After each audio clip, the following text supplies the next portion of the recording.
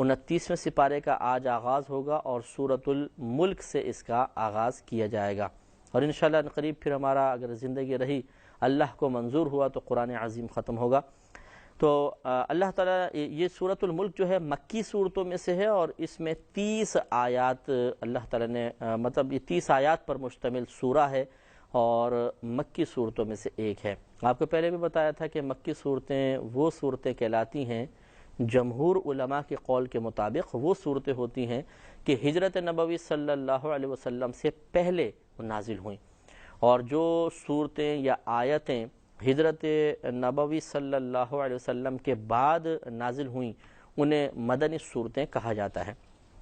تو مقام کے اعتبار سے مکی مدنی نہیں کہتے کہ جو مکے میں نازل ہوئی مکی ہیں، جو مدینے میں نازل ہوئی مدنی ہیں، بلکہ ہجرت کو معیار بنایا گیا ہے۔ تو آج ہم اس کا بھی آغاز کرتے ہیں۔ بسم اللہ الرحمن الرحیم۔ اور سورۃ الملک کے بارے میں اتنا میں شروع میں عرض کر دوں کہ نبی کریم صلی اللہ علیہ وسلم نے ارشاد فرمایا کہ جو رات کو سونے سے پہلے سورۃ الملک کی تلاوت کرتا رہے گا وہ عذاب قبر سے محفوظ رہے گا۔ اور ایک روایت میں فرمایا کہ یہ سورہ اللہ تعالیٰ کی بارگاہ میں جھگڑا کرے گی، جب اس شخص کا انتقال ہوگا تو جھگڑا کرے گی کہ اللہ تعالیٰ یہ روزانہ مجھے رات کو پڑھتا تھا تو یا تو مجھے قرآن سے نکال دے اور یا اس کی بخشش فرما دے۔ تو وہ چونکہ اللہ کی عطا سے ہی، اللہ کے اجازت سے ایسا معاملہ ہوگا تو یہ کوئی بے ادبی نہیں ہے، بلکہ اللہ کی طرف سے ہی اس کو یہ حکم ہوگا سورت کو۔ تو پھر اللہ تعالیٰ فرمائے گا چونکہ ابھی میں تجھے قرآن سے نہیں نکالوں گا تو جا میں نے تیرے پڑھنے والے کی بخشش فرمائی۔ تو یہ اتنی متبرک صورت ہے، روزانہ پڑھنے کی عادت ڈالیں، عشاء کے بعد یا مغرب کے بعد بھی آپ پڑھ لیں، انشاءاللہ فضیلت حاصل ہو جائے گی۔ لیکن ضمناً یہ میں عرض کر دیتا ہوں، یہ جو طریقہ ہے کہ ایک پڑھتا ہے باقی سارے سن لیتے ہیں اور ہم یہ سمجھتے ہیں شاید سب کو فضیلت حاصل ہو گئی، تو یہ فضیلت جو حدیث میں بیان ہوئی یہ ہم اپنے قیاس سے تقسیم نہیں کر سکتے کہ جی اپنا قیاس کیا چلو ہم نے فضیلتیں بانٹ دیں، بلکہ نبی کریم صلی اللہ علیہ وسلم نے اس فضیلت کو مشروط رکھا ہے قراءت کے ساتھ، کہ جو پڑھے گا تو پڑھنا اور سننے میں فرق ہے، سماعت اور قراءت میں فرق ہے۔ ایک اگر پڑھ رہا ہو تو یہ قراءت ہے اس کے لیے اور باقی سب کے لیے سماعت ہے، فضیلت قراءت پر ہے سماعت پر نہیں، تو لہٰذا پڑھنے سے ہی فضیلت حاصل ہوگی۔ اس لیے اپنے گھر والوں کو بھی سکھائیے۔ صحابہ کرام بچوں کو یاد کروایا کرتے تھے، ان کے گھر والے پڑھتے تھے باقاعدہ، ایسا نہیں تھا کہ ایک والد صاحب ہی بیٹھ گئے باقی سب نے سامنے بیٹھ کے پڑھ لی یا سن لی۔ تو بعض مساجد میں ہم نے دیکھا کہ اس طرح ہوتا ہے کہ ایک شخص رات میں عشاء کی نماز کے بعد جیسے سورۃ الملک اجتماعی طور پہ پڑھ لیتا ہے، باقی سب نمازی بیٹھ کے سن رہے ہوتے ہیں۔ اچھی بات ہے، انشاءاللہ باعث ثواب باعث برکت ہوگا، لیکن اس فضیلت میں سے اگر حصہ حاصل کرنا ہے تو یہ طریقہ درست نہیں ہے، ہر ایک کو خود اپنی اپنی سورۃ الملک پڑھنی ہوگی۔ بسم اللہ الرحمن الرحیم۔ تبارک الذی بیدہ الملک وہو علی کل شیء قدیر۔ تبارک الذی، برکت والا ہے وہ جو بیدہ الملک، جس کے قبضے میں تمام بادشاہت ہے، پوری دنیا پوری کائنات جس کے قبضے میں ہے وہ بڑی برکت والا ہے۔ وَهُوَ عَلَى كُلِّ شَيْءٍ قدیر، اور وہ ہر چاہت پر قادر ہے۔ تو حقیقی طور پہ مالک، حقیقی طور پہ قابض اللہ تبارک و تعالی ہے۔ پھر وہ مطلب بندوں کو بھی تصرفات کی اجازت دیتا ہے، تو ہم مجازن بندوں کی طرف بھی نسبت کر دیتے ہیں، بھئی زمین کا مالک کون ہے؟ فلاں ہے۔ اس زمین، یہ سلطنت کس کی ہے؟ جی فلاں کی ہے۔ تو یہ مجازن نسبت ہوتی ہے، حقیقی طور پر تو اللہ تبارک و تعالی ہی تمام چیزوں کا مالک ہے۔ الذی خلق الموت والحیات لیبلوکم ایکم احسن عملا۔ اس آیت کریمہ میں اللہ تبارک و تعالی نے دنیا میں ہماری آمد کے مقصد کو بیان فرمایا کہ الذی، وہ ذات، خلق الموت، کہ جس نے پیدا کیا موت کو، والحیات، اور زندگی کو، لیبلوکم، تاکہ تمہارا امتحان فرمائے کہ ایکم احسن عملا، تم میں سے کون عمل کے اعتبار سے زیادہ اچھا ہے۔ تو اسی نے زندگی اور موت کو پیدا کیا، کیوں؟ تاکہ تمہاری آزمائش ہو، تاکہ تمہیں امتحان میں مبتلا کیا جائے کہ تم میں سے کون اچھے اعمال کرتا ہے۔ تو معلوم یہ ہوا کہ ہمارا دنیا میں آمد کا اصل مقصد ہے نیک اعمال کا ارتکاب کرنا، اور نیک اعمال کا اطلاق یعنی جو لفظ ہے نیک اعمال، یہ لفظ آپ بول سکتے ہیں دو چیزوں پر، خلاصتاً عرض کر رہا ہوں دو چیزوں پر، ایک کسی کام کے کرنے پر، نمبر دو کسی کام سے رکنے پر۔ لہذا جن چیزوں کو اللہ تبارک و تعالی نے کرنے کا حکم دیا، ہم پہ فرض اور واجب قرار دیں، یا ان کو پسند فرمایا، تو وہ نیکیاں کہلاتی ہیں، یا ہم اس کو عام نیک اعمال ان کو کہہ دیتے ہیں، اور یا پھر عبادات وغیرہ کا نام دے دیتے ہیں، اخلاق حسنہ ہیں، عبادات ہیں، یہ بھی نیک اعمال ہیں۔ اور اسی طرح بعض چیزوں سے بچنا، یعنی جو اللہ تعالیٰ نے ہم پر حرام یا مکروہ رکھی ہیں ان چیزوں سے بچنا، یہ حالانکہ ہم کوئی فعل نہیں کر رہے، ارتکاب نہیں کر رہے، لیکن ان سے بچنا بھی ایک نیک عمل ہے۔ معلوم یہ ہوا، خلاصہ یہ نکلا اس آیت کا کہ اللہ تبارک و تعالیٰ نے ہمیں دنیا میں اس لیے بھیجا تاکہ ہم اللہ تعالیٰ کی فرض اور واجب کردہ عبادات کو، یا جو کچھ اس نے فرض اور واجب کیا اس چیز کو ادا کریں، اور جن چیزوں سے بچنے کا حکم دیا اپنے ظاہر و باطن کو ان چیزوں کے ارتکاب سے روکیں، تو گویا کہ ہم امتحان میں کامیاب ہو گئے۔ اب جو باقی چیزیں ہیں کہ رشتہ داریاں ہیں، دنیاوی پڑھائی ہے، کاروبار ہے، اور دیگر جو ہماری مشغولیات ہیں، ان سے اللہ تعالیٰ یا اس کے رسول منع نہیں کرتے ہیں، بشرطے کہ انہیں دائرہ شریعت میں رہ کر کیا جائے، اور یہ چیزیں یا ان چیزوں کی مشغولیت مقصد زندگی کے راہ میں رکاوٹ نہ بنے۔ مثال کے طور پہ اگر کاروبار ہے، اگر بیوی بچوں میں مشغولیت ہے، اگر دیگر اور مشاغل ہمیں عبادات فرض اور واجب سے روک رہے ہوں یا کسی گناہ میں مبتلا کر رہے ہوں، تو یقینی سی بات ہے کہ پھر یہ چیزیں مخل ہو رہی ہیں مقصد زندگی کی تکمیل میں۔ اس صورت میں اپنی اصلاح کی ضرورت ہے، اور اگر یہ چیزیں مقصد زندگی کی تکمیل میں معاون بن رہی ہوں، مثلا میں کاروبار کرتا ہوں اور بالکل مناسب انداز سے کر رہا ہوں، مثال کے طور پر کہ میری نمازوں میں بھی خلل نہیں آ رہا، میں گناہ کا ارتکاب بھی نہیں کر رہا ہوں، بلکہ اس کاروبار سے ہونے والی آمدنی مجھے سکون فراہم کر رہی ہے، میرے ذہن کو ہزارہ وساوس سے بچا رہی ہے، اور میں یکسوئی سے عبادت کر رہا ہوں، تو میرا کاروبار کرنا بھی ایک عبادت ہوگا۔ اسی طرح اگر کوئی دنیاوی پڑھائی پڑھ رہا ہے اور قصد و ارادہ یہ ہے کہ میں اس دنیاوی پڑھائی پڑھ کے ایک اچھی نوکری حاصل کر لوں گا، اور حلال ذرائع کی سے حلال نوکری حاصل کروں گا، اس سے حلال کماؤں گا دیانتداری سے، تاکہ میں دست سوال دراز کرنے سے بچوں، میرے گھر والے تنگ دستی سے محفوظ رہیں، میں غریبوں کی بھی امداد کروں، تو اس کا دنیاوی پڑھائی پڑھنا بھی ایک نیک عمل میں شمار ہوگا۔ لہٰذا اب جب یہ کہا جاتا ہے کہ جی ہمیں نیک اعمال کے لیے دنیا میں بھیجا گیا ہے، تو اب ان لوگوں کا قول آپ کو نادانی محسوس ہوگا جو فوراً جواب میں کہتے ہیں اچھا اس کا مطلب ہے نمازیں پڑھتے رہیں، روزے رکھتے رہیں، تسبیح پکڑ کے ہم مسجدوں میں چلے جائیں، تو یہ اب بات سمجھنے والی ہے، اس کو صحیح سمجھ گئے تو انشاءاللہ کامیابی ہوگی۔ اللہ تعالیٰ نے ارشاد فرمایا تھا اس میں الذی خلق الموت والحیات لیبلوکم ایکم احسن عملا، کہ وہی ذات ہے جس نے پیدا کیا موت اور زندگی کو تاکہ تمہاری آزمائش فرمائے کہ تم میں سے کون عمل کے لحاظ سے سب سے اچھا ہے۔ وَهُوَ الْعَزِيزُ الْغَفُورُ، اور وہ عزیز ہے، غفور ہے، یعنی غالب ہے، مغفرت فرمانے والا ہے۔ الذی خلق سبع سماوات طباقا، آگے اللہ تبارک و تعالیٰ نے اپنی عظمت کی طرف اشارہ فرمایا کہ وہ ذات جس نے بنایا 7 آسمان کو طباقاً، طباق کا مطلب ایک کے اوپر ایک، ما تری فی خلق الرحمن من تفاوت،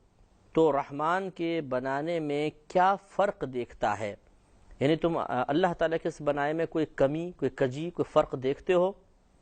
فرجع البصر، تو اپنی نگاہ کو اٹھا کر دیکھو، پلٹا کر دیکھو، هل تری من فطور، تمہیں کوئی رخنا نظر آتا ہے، کوئی کمی نظر آتی ہے، کوئی کجی نظر آتی ہے؟ ثم ارجع البصر کرتین ینقلب الیک البصر خاسئا وهو حسیر، اللہ تعالیٰ نے ارشاد فرمایا کہ پھر اپنی نگاہ کو دوبارہ اٹھاؤ دوسری مرتبہ، ینقلب الیک البصر، تیری نگاہ تیری طرف پلٹ آئے گی، خاسئا، تھکی ہوئی، ناکام، وہو حسیر، اور اس حال میں کہ وہ تھکی ماندی ہوگی۔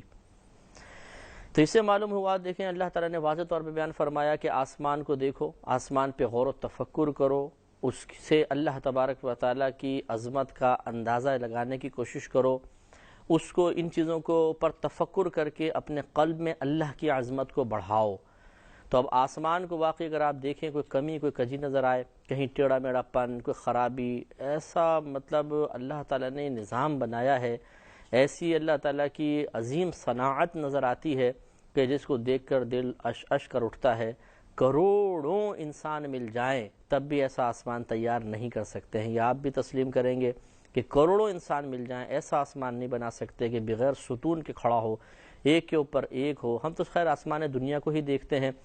اوپر کے 6 آسمان تو ہماری نگاہوں سے پوشیدہ ہیں، لیکن جو آسمان دنیا ہمیں نظر آ رہا ہے یہی کتنی بلندی پر ہے اور بغیر ستونوں کے ہے، اور کیسے قائم ہے، بس عقل حیرت زدہ رہ جاتی ہے۔ اللہ تبارک و تعالی واقعی بہت ہی عظیم ہے، اور مسلمانوں کو چاہیے کہ اس قسم کی آیات کو سننے کے بعد اللہ تبارک و تعالی کا بہت شکر ادا کریں کہ اللہ تیرا بڑا کرم ہے کہ تو نے ہمیں مسلمان بنایا، ایک مسلمان گھرانے میں پیدا کیا، اپنی معرفت عطا فرمائی، اپنی عظمت کے دلائل پر غور و تفکر کی توفیق عطا فرمائی۔ یہ بہت ہی بڑا مقام شکر ہے۔ آگے ارشاد فرمایا کہ وَلَقَدْ زَيَّنَّا السَّمَاءَ الدُّنْيَا بِمَصَابِيحَ، اور ضرور بے شک مزین کیا ہم نے دنیاوی آسمان کو، یعنی سب سے جو نچلا آسمان ہے، بِمَصَابِيحَ چراغوں کے ساتھ، مراد ستارے ہیں کہ ہم نے اس کو ستاروں سے مزین فرمایا۔ وَجَعَلْنَاهَا رُجُومًا لِلشَّيَاطِينِ، اور انہیں شیطانوں کے لیے رجوم بنایا، رجوم یعنی رجم کرنے والا بنایا، مار بنا دیا۔ مسئلہ یہ تھا کہ نبی کریم صلی اللہ علیہ وسلم کی بعثت سے قبل جو کفار، ایک کاہن جو لوگ تھے، نجومی جس کو ہم کہتے ہیں، لوگ ان کے پاس جاتے تھے اور پوچھتے تھے بتاؤ یہ بارش کب آئے گی، فلاں چیز معاملہ کب ہوگا، زلزلہ کب آئے گا، قحط کب آئے گا یا نہیں آئے گا۔ تو یہ لوگ اپنے جو تابع جن تھے انہیں بھیجتے تھے کہ تم آسمان پہ جاؤ اور کان لگا کر سنو۔ یہ آسمان کے قریب جاتے تھے جنات، اور جو فرشتوں کو اللہ تبارک و تعالی نے صحائف دیے ہوتے تھے کہ اب یہ کام کرنا ہے، یہ کام کرنا ہے، اس سال یہ ہوگا، تو وہ آپس میں اگر باتیں کر رہے ہوتے تھے تو یہ جنات سن لیا کرتے تھے اور آ کے خبر دے دیا کرتے تھے۔ اب اس میں ایرر بھی ہوتے تھے، جنات تو جھوٹے بہت ہوتے ہیں، جو کافر جنات ہوتے ہیں جھوٹ بھی بولتے ہیں، تو آ کے جھوٹ بھی لگا دیا کرتے تھے، لیکن بہت سی باتیں سچ نکل آتی تھیں اور لوگ حیران رہ جاتے تھے۔ جو تابع جن ہوتے تھے اور فرما بردار ہوتے تھے وہ بہت حد تک سچ بتاتے تھے، جو سنا بتا دیا۔ لیکن جب نبی کریم صلی اللہ علیہ وسلم کی بعثت مبارکہ ہوئی، آپ کو بحیثیت نبی کے مبعوث فرمایا گیا، تو پھر ان کے تمام راستے بند کر دیے گئے۔ پھر اگر یہ جنات اوپر جانے کی کوشش کرتے تو یہ ستارے اللہ کے حکم سے ان پہ بالکل پتھر کی طرح آ کے لگتے تھے، جن کو شہاب ثاقب کہا جاتا ہے، تو پھر ان کا آسمان کے قریب داخلہ ممنوع ہو گیا۔ وہ بیان ہو رہا ہے کہ وَجَعَلْنَاهَا رُجُومًا، اور ہم نے انہیں بنا دیا ایک مار، لِلشَّيَاطِينِ شیاطین کے لیے، وَأَعْتَدْنَا لَهُمْ عَذَابَ السَّعِيرِ، اور ان جنات کے لیے کہ جو کفار و کافر جنات ہوں گے ان کے لیے بھڑکتی آگ کا عذاب تیار فرمایا۔ بھڑکتی ہوئی آگ جو ایک دم بھڑک کے پھیلتی ہے، ایسی آگ کا عذاب ہوگا۔ تو معلوم ہوا کہ جنات کے جہنم میں جانے پر یہ نص صریح ہے کہ اگر جنات ایمان لے کر نہیں آتے، کافر رہتے ہیں یا خدا نخواستہ منافق ہوتے ہیں، تو وہ جہنم میں جائیں گے اور اللہ تعالیٰ ان کو بھڑکتی آگ میں پھینکے گا۔ اس سے معلوم ہوا کہ جنات بھی مکلف ہیں، کیونکہ عذاب اسی کو ہوگا کہ جو اللہ تبارک و تعالیٰ کے احکام کی تکمیل میں ناکام ہوا۔ اللہ تعالیٰ نے ان کو عقائد کا بھی مکلف بنایا ہے، اعمال کا بھی مکلف بنایا ہے، لہٰذا ان میں بھی مسلمان بھی ہوتے ہیں، کافر بھی ہوتے ہیں، منافق بھی ہوتے ہیں۔ پھر ان کے جو مسلمان ہیں ان میں بھی بہت سے فرقے ہوتے ہیں جس سے عام مسلمانوں کے اندر بھی نظر آتے ہیں۔ وَلِلَّذِينَ كَفَرُوا، اور ان کے لیے جو کافر ہوئے، بِرَبِّهِمْ، ان لوگوں کے لیے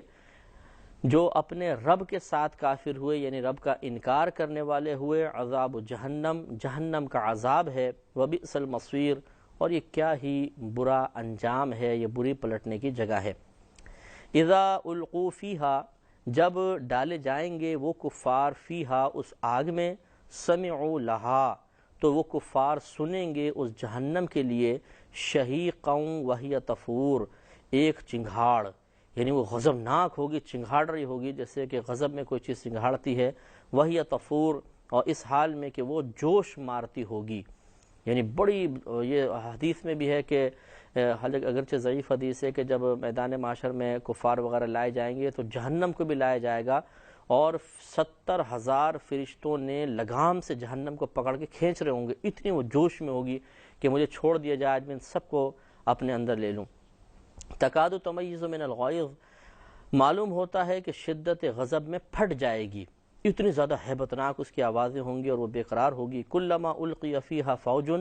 جب بھی ڈالی جائے گی اس میں ایک فوج، یعنی ایک گروہ جب اس جہنم میں ڈالا جائے گا، سألہم خزنتہا، تو سوال کریں گے ان کفار سے اس جہنم کے محافظ فرشتے، یعنی داروغہ جو ہوں گے، مالک ہیں، اور ان کے ساتھ دیگر فرشتے، وہ ان سے اب کفار سے سوال کریں گے، الم یأتکم نذیر، کیا تمہارے پاس کوئی ڈرانے والا نہیں آیا تھا؟ تو یہ سوال ایسا نہیں ہے کہ وہ لا علمی کی وجہ سے کر رہے ہوں گے، بلکہ ان کو توبیخ کرنا، ڈانٹنا ڈپٹنا مقصود ہوگا۔ جیسے باپ کوئی بیٹا فیل ہو جائے تو باپ یہ کہے میں نے تمہیں نہیں کہا تھا کہ پڑھو، تو یہ معلومات حاصل کرنے کے لیے نہیں ہوتا، ڈانٹنے کے لیے، جھڑکنے کے لیے، کسی کو اس کی غلطی کا احساس دلانے کے لیے ایسے ہی وہ فرشتے سوال کریں گے۔ اب وہ حسرت سے کیسے جواب دیں گے؟ قالوا، وہ کہیں گے بلا، ہاں کیوں نہیں، قد جاءنا نذیر، بے شک ہمارے پاس ڈر سنانے والا آیا تھا، فکذبنا، تو ہم نے جھٹلا دیا، وقلنا، اور ہم نے کہا تھا کہ ما نزل اللہ من شیء، اللہ تبارک و تعالی نے کچھ بھی نازل نہیں فرمایا، ان انتم الا فی ضلال کبیر، اور ہم نے یہ بھی کہا کہ تم کھلی گمراہی میں ہو، تم تو صرف کھلی گمراہی میں ہو۔ یعنی یہ کفار اب اپنا کارنامہ بیان کر رہے ہیں کہ ایسا نہیں تھا کہ کوئی ڈرانے والا نہیں آیا، وہ آیا تھا، ہم نے اس کی تکذیب بھی کی، اور جو وہ کتاب وغیرہ لے کر آیا تو ہم نے انکار کر دیا کہ اللہ کی طرف سے کچھ بھی نازل نہیں ہوا، بلکہ ہم نے معاذ اللہ الٹا ان انبیاء علیہ السلام کو کھلی گمراہی میں موجود قرار دینے کی کوشش کی۔ وقالوا، اور وہ کفار کہیں گے لو، کاش، کننا نسمع او نعقل، ہم سن لیتے اور ہم سمجھ لیتے، ما کننا فی اصحاب السعیر، تو دوزخ والوں میں سے نہ ہوتے۔ تو اب یہ حسرت کے ساتھ بولیں گے لیکن کیا فائدہ پھر وہاں جا کر، اسی لیے بار بار سمجھایا جا رہا ہے کہ مذہب اسلام پہ غور و تفکر کیا جائے۔ جو مذہب اسلام کو حاصل کر چکا ہے، یعنی مسلمان ہے، وہ مذہب اسلام میں کی جو مطلب پابندیاں ہیں، مذہب اسلام کی تعلیمات ہیں، انہیں حاصل کرنے کی کوشش کرے اور ان کے تقاضوں کے مطابق عمل کرنے کی کوشش کرے، تو اس قسم کے پھر انشاءاللہ برے انجام سے ہر شخص محفوظ رہ سکتا ہے۔ فَاعْتَرَفُوا بِذَنبِهِمْ، تو ان سے کہا جائے گا کہ فَاعْتَرَفُوا، اب تم نے اقرار کیا، بِذَنبِهِمْ، اپنے گناہوں کا، یعنی اب کیا فائدہ تمہارے اقرار کرنے کا، اب کیا فائدہ پچھتانے کا، جب موقع تھا، تمہارے پاس طاقت تھی، تمہارے پاس حسن و جمال تھا، آسائشیں تھیں، تمہیں ملک عطا کیا گیا، ہر چیز تمہیں دے دی گئی تھی، اس وقت تو تم نے خدا کو یاد نہیں کیا، اس وقت تو تمہیں ان مزوں کو ختم کرنے والی ہر چیز بری لگتی تھی، اس وقت تمہیں نیکی کی دعوت دینے والا، برائی سے روکنے والا، اللہ تعالیٰ کے قریب کرنے والا برا لگا کرتا تھا، لیکن اب پچھتانے کا کیا فائدہ؟ اس وقت اگر تم ان آسائشوں کو تھوڑا سا ترک کرتے اور جائز طریقے سے حاصل کرنے کی کوشش کرتے، اسلام قبول کر لیتے، تو پھر آج تم راحت سے ہوتے۔ تو ان کو اس قسم کے ایک تو پھر جواب دینا، اس میں حسرت اور پچھتاوا ہوگا، اور پھر اس طرح کی ڈانٹ ڈپٹ، اس سے ان کے غم میں مزید اضافہ ہو جائے گا۔ تو فاعترفوا بذنبہم، اب اپنے گناہوں کا اقرار کرتے ہو، فسحقا لاصحاب السعیر، تو لعنت ہو دوزخیوں کو، ان پہ پھٹکار برسے، ان پہ لعنت ہو دوزخیوں کے لیے۔ ان الذین یخشون ربهم بالغیب، بے شک وہ جو ڈرتے ہیں اپنے رب سے بغیر دیکھے، یعنی انہوں نے اپنے رب کو دیکھا نہیں ہے، صرف نبی کریم صلی اللہ علیہ وسلم نے اطلاع دی کہ تمہارا ایک رب ہے، پھر نبی نے ہمیں قرآن دیا کہ اس رب کو اس قرآن کے ذریعے جانو، اس کی معرفت حاصل کرو، خود نبی کریم نے اپنے کلام سے بیان فرمایا تو ہمیں ایک معرفت حاصل ہو گئی، ہم نے تو اللہ کو نہیں دیکھا ہے۔ ہاں ہم دلائل دیکھتے ہیں کائنات میں، اللہ تعالیٰ کی موجودگی کے دلائل ہیں، اس کے قادر ہونے کے دلائل ہیں، اس کے یکتائی کے دلائل ہیں، ان پہ غور و تفکر کر کے ہم نے اللہ تعالیٰ کو اپنا رب بھی تسلیم کیا اور ایک تسلیم کیا اور سب پر غالب تسلیم کیا۔ وہی جو ہمارے عقیدے ہیں الحمدللہ، وہ درست عقیدے جو ہم اختیار کیے ہوئے ہیں، ان کو ہم نے باقاعدہ دلائل سے جان لیا۔ جب یہ ایسا ہو گیا تو لہم مغفرۃ و اجر کبیر، ان کے لیے مغفرت ہے اور بڑا ثواب ہے، یعنی ہمارے گناہوں کی بخشش بھی ہوگی اور انشاءاللہ ہمیں بڑا اجر و ثواب بھی عطا کیا جائے گا۔ وَأَسِرُّوا قَوْلَكُمْ أَوِ اجْهَرُوا بِهِ، اور تم اپنی بات آہستہ کہو یا بلند آواز سے۔ اس کا شان نزول پہلے سماعت فرما لیں کہ شان نزول یہ تھا کہ کفار بعض اوقات آپس میں کہتے تھے ذرا آہستہ بات کرو، ایسا نہ ہو کہ محمد کا خدا سن لے۔ معاذ اللہ ثم معاذ اللہ، بے وقوف قسم کے لوگ تھے کہ یہ سمجھتے تھے کہ شاید جس طرح ہمارے بتوں کی دوری، ویسے تو بت ویسے نہیں سنتے، لیکن بتوں سے دوری کی وجہ سے بت تک آواز نہیں پہنچے گی، اسی طرح شاید نبی کریم صلی اللہ علیہ وسلم کا مسلمانوں کا رب بہت دور ہے اور ہماری آہستہ آواز اس تک نہیں پہنچے گی۔ اللہ نے اس کے جواب میں ارشاد فرمایا وَأَسِرُّوا قَوْلَكُمْ أَوِ اجْهَرُوا بِهِ، اور آہستہ کرو تم اپنی باتوں کو یا بلند آواز سے کرو، إِنَّهُ عَلِيمٌ بِذَاتِ الصُّدُورِ، وہ تو دلوں کی بات بھی جانتا ہے۔ یعنی اے نادانوں، تم اپنے زبان سے نکلنے والے کلمات کو پست کر کے سمجھتے ہو کہ اللہ تعالیٰ کو سنانے سے ہم باز آ جائیں گے، وہ تو تمہارے دل میں پیدا ہونے والے وساوس پر بھی مطلع ہے اور سب جانتا ہے۔ الا یعلم من خلق، کیا وہ نہ جانے گا جس نے پیدا کیا ہے؟ جس نے تمہیں بنایا وہ اس کو معلوم نہیں ہوگا؟ کیونکہ اس نے ہمیں بنایا ہے، وہ قادر مطلق ہے، وہ جانتا ہے کہ وہ کتنی صفات کا حامل ہے، اور اس نے جو مخلوق کو پیدا کیا اس کو کس انداز سے پیدا کیا اور اس کی خبریں کس طریقے سے اس تک پہنچیں گی، وہ سب جانتا ہے۔ تو یہ اس نادانی سے بچنے کا حکم دیا گیا، ان کو ان کی حماقت کا احساس دلایا گیا، اور اللہ تبارک و تعالی نے اپنی قدرت و عظمت کو بیان فرمایا۔ وَهُوَ اللطیف الخبیر، اور وہی ہے ہر باریکی کو جاننے والا، خبیر خبردار۔ هُوَ الَّذِي جَعَلَ لَكُمُ الْأَرْضَ ذَلُولًا،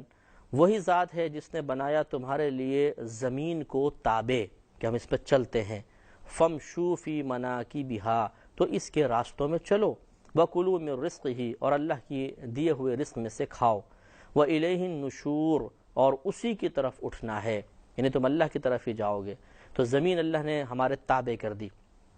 واقعی اگر یہ تابع نہ ہوتی، جیسے آسمان ہمارے تابع نہیں ہے، ہم اس تک رسائی حاصل نہیں کر سکتے، لیکن زمین کو ہماری رسائی میں دے دیا، اس میں راستے بنا دیے تو ہم آسانی سے منزل مقصود تک پہنچ جاتے ہیں۔ أَأَمِنْتُم مَّن فِي السَّمَاءِ أَن يَخْسِفَ بِكُمُ الْأَرْضَ، کیا تم اس سے بے خوف ہو گئے کہ جس کی سلطنت آسمانوں میں ہے کہ تمہیں زمین میں دھسا دے؟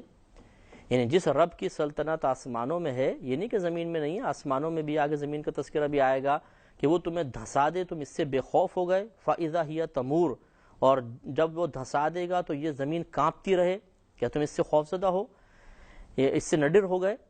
یعنی مطلب یہ ہے کہ جب انسان کو اندر زمین میں اگر وہ دھس جائے اور زمین ہلتی رہے اور پھر وہ دراڑیں پڑتی رہے تو انسان نیچے اترتا چلا جائے گا۔ تو اس بات سے اللہ تبارک و تعالی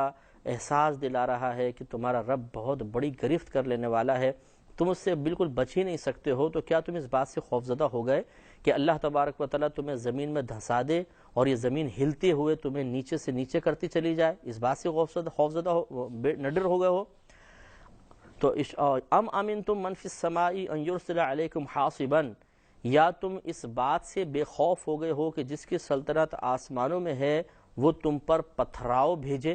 پتھر نازل فرمائے، پتھر کی بارش کرے۔ فستعلمون کیف نذیر، تو عنقریب جان جاؤ گے کہ کیسا تھا وہ ڈر سنانے والا۔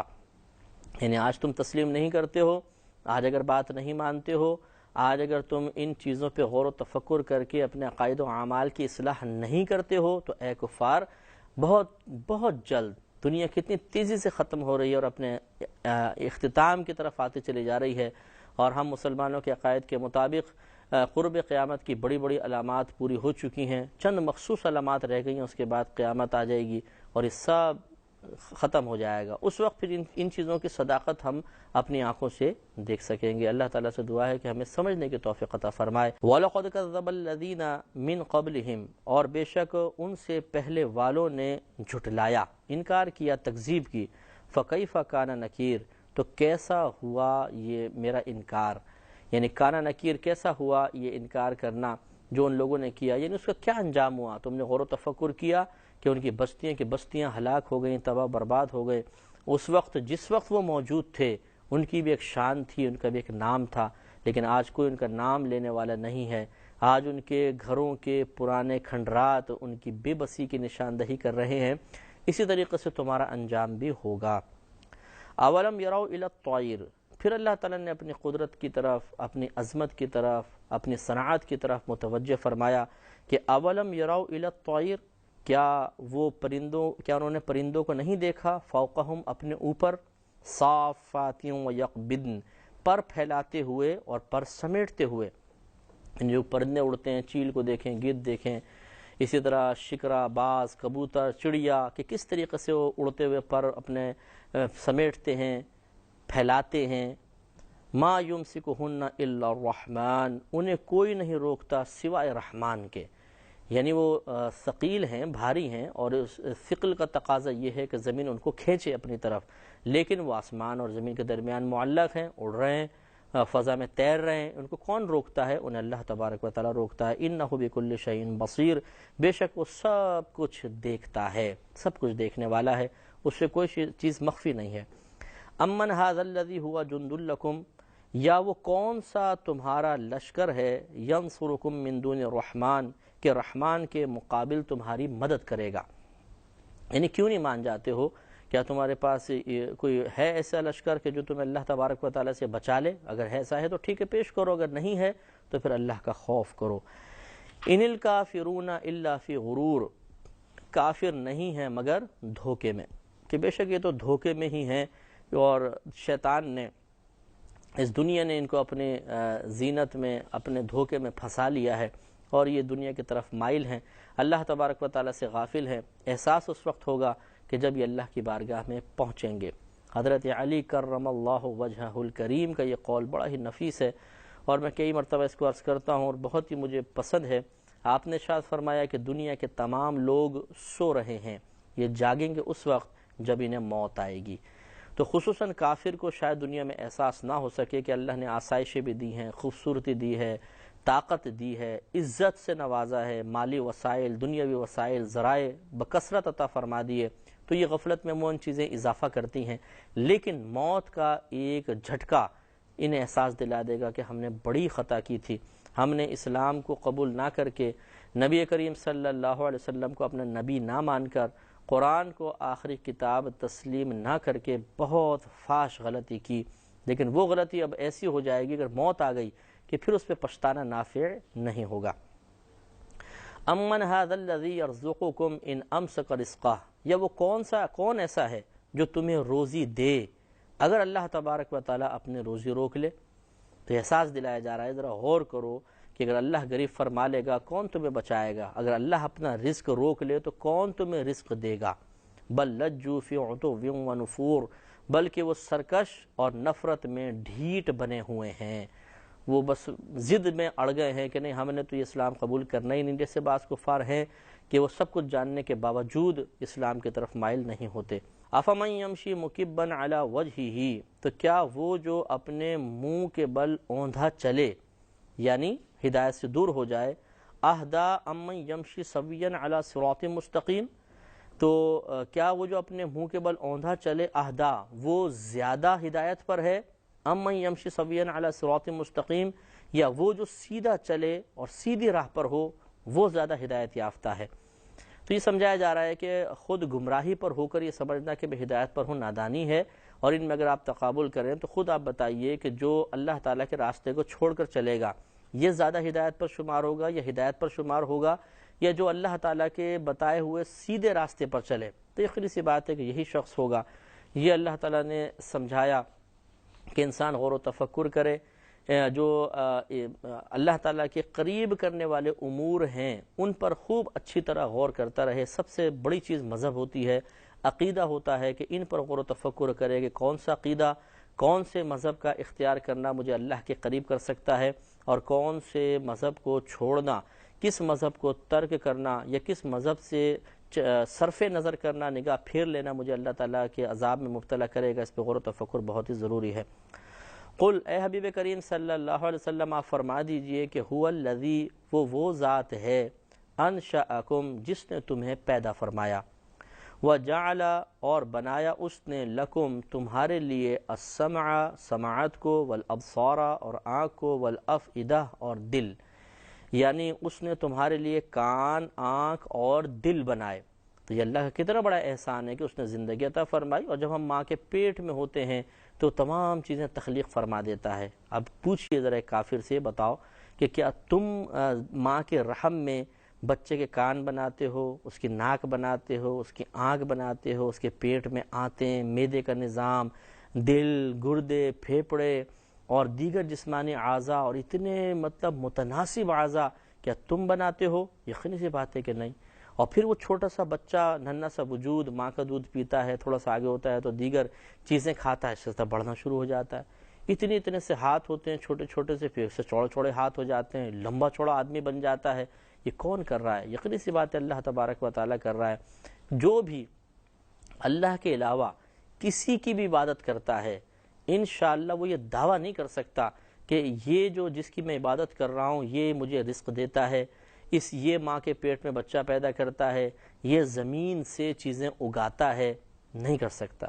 یہ بھی دعویٰ نہیں کر سکتا کہ یہ ہوائیں چلا رہا ہے، یہ بارش برسا رہا ہے. جب یہ نہیں کر سکتا تو پھر ایسے رب کی تلاش کیجئے، ایسے معبود کی تلاش کیجئے جس کی طرف ان تمام چیزوں کی نسبت ہو سکے۔ جیسے ہم اپنے اللہ کو کہتے ہیں کہ ہمارے رب نے سب کو پیدا کیا، اللہ تبارک و تعالی نے پوری کائنات بنائی، اللہ تعالیٰ رزق پیدا بھی فرماتا ہے، اس کے تقسیم کا نظام بھی اللہ تبارک و تعالیٰ کے دست قدرت میں ہے۔ تو اتنی عظیم ذات کے موجود ہونے کے باوجود پھر ہم اس ذات کو چھوڑ کر ان چیزوں کی طرف مائل ہو جائیں جو خود اپنی تخلیق میں ہماری محتاج ہیں، تو یہ بہت ہی بڑی نادانی اور کم عقلی ہے۔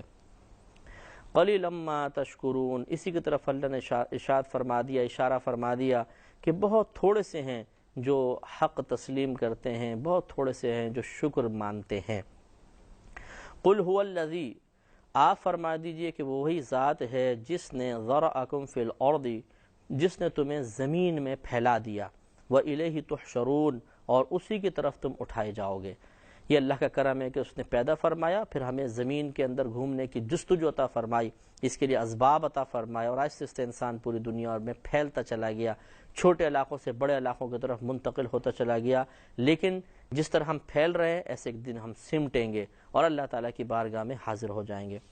وَيَقُولُونَ، اور وہ کفار کہتے ہیں، مَتَى هَذَا الْوَعْدُ إِن كُنتُمْ صَادِقِينَ، کہ یہ وعدہ کب آئے گا اگر تم سچے ہو تو۔ قل، اے حبیب کریم صلی اللہ علیہ وسلم آپ فرما دیجئے کہ انما العلم عند اللہ، کہ محض علم تو اللہ کے پاس ہے، یعنی قیامت کا جو بالکل پرفیکٹ علم ہے کہ کس سن میں آئے گی اور اس کے کس ماہ میں آئے گی، یہ علم اللہ کے پاس ہے۔ یعنی اللہ تبارک و تعالی نے اس علم کو عام کرنے سے منع فرمایا۔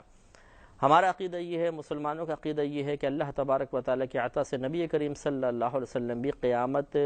کا بالکل یقینی علم رکھتے ہیں، لیکن آپ کو اظہار کا حکم نہیں دیا گیا۔ یہی وجہ ہے کہ نبی کریم کو جتنی اجازت تھی آپ نے بتایا کہ قیامت جمعے کے روز قائم ہوگی اور 10 محرم الحرام کو قائم ہوگی، یعنی عاشورہ کے روز قیامت قائم ہوگی، پھر قیامت تک کے احوال بتائے، حتیٰ کہ قیامت کے بعد کی خبریں بھی نبی کریم نے عطا فرمائی کہ میدان معاشر میں ایسا ہوگا، ایسا ہوگا، ایسا ہوگا، یہاں تک کہ بیان فرمایا کہ میں اس شخص کو بھی جانتا ہوں جو جہنم سے سب سے آخر میں نکلے گا اور یا حنان و یا منان کہتا ہوا نکلے گا۔ تو آپ خود سوچئے، ٹھنڈے دل سے غور کیجئے کہ جس رب نے اپنے حبیب کریم صلی اللہ علیہ وسلم کو قیامت کے بعد کے احوال بتا دیے، صرف قیامت کا علم اس سے روک کر وہ اس میں کیا حکمت ہو سکتی ہے، اور کیوں وہ روکے گا؟ وہ بخیل نہیں ہے، وہ اپنے حبیب سے ایک نعمت تو کیوں روکے گا؟ تو ہمارا یہ جو اکابرین، یا میں نہیں عرض کر رہا ہوں بلکہ یہ اکابرین اسلام نے یہ باتیں اپنی کتابوں میں لکھی، عقائد کے باب میں یہ باتیں لکھ دی گئی ہیں کہ اللہ تعالیٰ نے اپنے حبیب کریم صلی اللہ علیہ وسلم کو قیامت کا یقینی علم عطا فرمایا، لیکن اس کے اظہار سے منع فرما دیا، کیونکہ اس میں ہزارہ اللہ تعالیٰ کی حکمتیں پوشیدہ ہیں۔ وَإِنَّمَا أَنَا نَذِيرٌ مُبِينٌ، اور محض میں تو ڈر سنانے والا ہوں، مبین، ایسا ڈر سنانے والا جو بالکل واضح ہے، واضح ڈر سنانے والا ہوں۔ یعنی نبی کریم نے فرمایا کہ میرا کام تو تمہیں راستہ دکھانا ہے، اور اللہ تبارک و تعالی نے جتنا مجھے حکم دیا اتنا میں بتا سکتا ہوں، اللہ تعالیٰ کی نافرمانی اس سلسلے میں نہیں کر سکتا ہوں، جس چیز کے چھپانے کا حکم دیا وہ میں تمہیں نہیں بتاؤں گا۔ فَلَمَّا رَأَوْهُ زُلْفَةً، پھر جب وہ اسے پاس دیکھیں گے، سیئت وجوہ الذین کفروا، تو کافروں کے منہ بگڑ جائیں گے۔ یعنی جب قیامت قائم ہوگی، جس کے بڑے دعوے دار تھے کہ جی کہاں ہے قیامت لے کر آؤ، اور جس کو بڑے طالبین تھے، طلب کرنے والے تھے کہ جی بتائیے قیامت کب آئے گی، جب وہ اپنے آپ پاس دیکھیں گے تو ان کے منہ بگڑ جائیں گے۔ وقیلا، اور کہا جائے گا، ھذا الذی کنتم بہ تدعون، یہ ہے وہ کہ جس کو تم مانگا کرتے تھے۔ قل، اے حبیب کریم صلی اللہ علیہ وسلم آپ فرما دیجئے، ارأیتم ان اہلکنی اللہ ومن معی او رحمنا، تم فرماؤ بھلا دیکھو تو اگر اللہ مجھے اور میرے ساتھ والوں کو ہلاک کر دے یا ہم پر رحم فرمائے،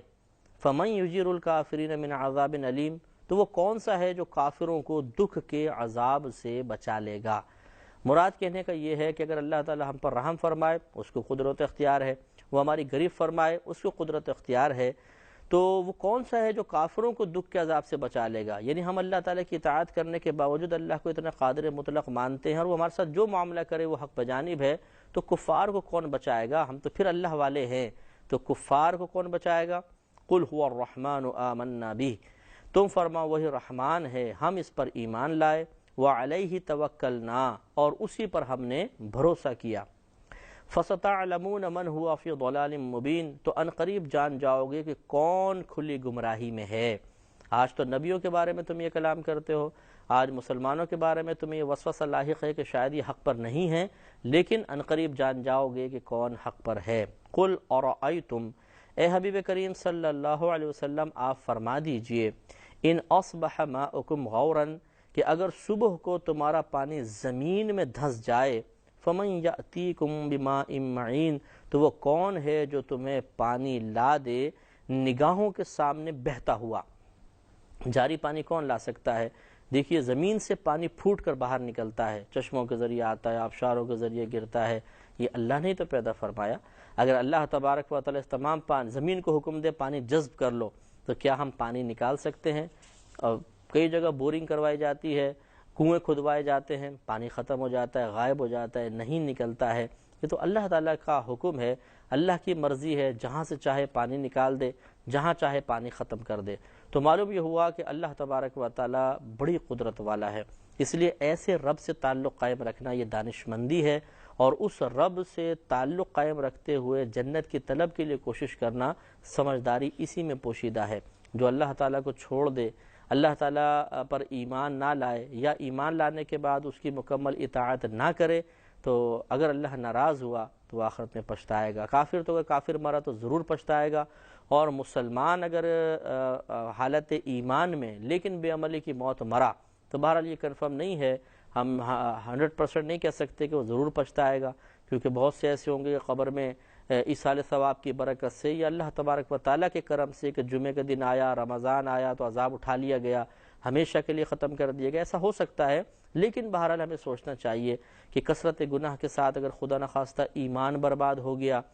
اور کافر کو سوچنا چاہیے کہ اگر میں حالت کفر میں مر گیا تو میرا انجام کیا ہوگا۔ تو اتنی قدرت والے رب پر ایمان کیوں نہ لاؤں، اور جو ایمان لائے ہوئے ہیں وہ کیوں نہیں سوچتے کہ اتنا عظیم رب